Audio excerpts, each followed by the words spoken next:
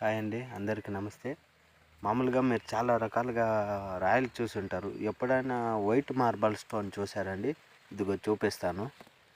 ఇవే అండి white marble stone.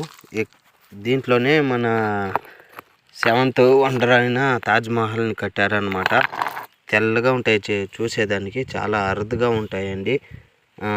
ముందు చిన్నప్పుడు మాకు దొరికితే ఇలాంటివి ఎత్తుకొని ఆటలాడుకునేవాళ్ళు. దీన్ని ఎక్కువగా ఈ పాలు కత్తి అంటారు అంటే టెంకామండ్లు ఎక్కే వాళ్ళు ఉంటారు కదా, కళ్ళు గీసుకునే వాళ్ళు.